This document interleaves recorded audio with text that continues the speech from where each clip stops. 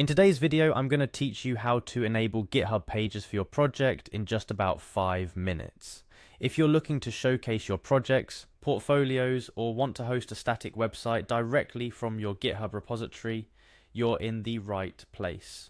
GitHub Pages allows you to do just that, and today I'll guide you through each step to get it up and running seamlessly.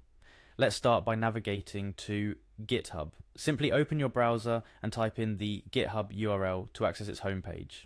Once you're there, you'll need to log into your account to proceed. Look for the sign in button, usually located at the top right corner of the page, and click on it. This action should redirect you to the login page. At this point, the page will prompt you for your username or email address. Enter the information relevant to your account in the provided field. Remember, either your username or the email associated with your GitHub account will work here, so use the one you remember best. After that, it's time to enter your password. Make sure you type it correctly in the password field provided. In case you've forgotten your password, don't worry, GitHub does provide an option to reset it. You'll see this option somewhere around the login box, typically labeled as Forgot Password. Once your credentials are all in order, go ahead and click on the Sign In button to access your GitHub dashboard.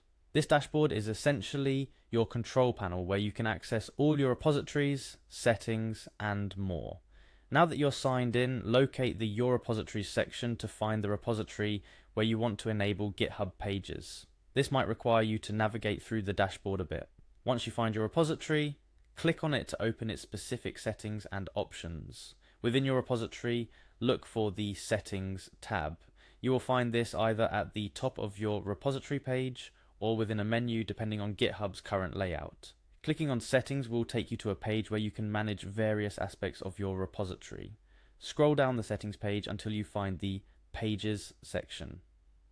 GitHub Pages settings are tucked away here, and this is where you can configure your site. Once you're in the Pages settings, you'll need to set up the source for your GitHub Pages site.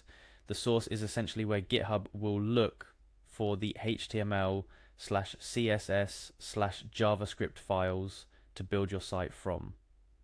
Click on the branch drop-down menu to reveal the branches of your repository. You'll most likely want to select the main branch, as this is typically where your site's files are stored. However, if you've structured your repository differently, choose the branch that applies to you.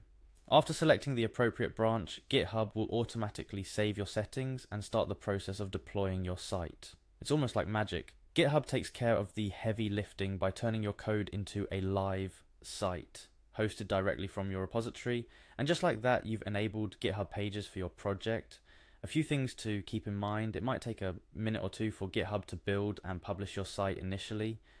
You'll be able to find the URL for your new site right there in the Pages settings. This URL is how you and anyone else can access your site. Additionally, make sure your repository has an index.html file at the root if you're looking to host a website, as GitHub looks for this file to serve as the entry point to your site.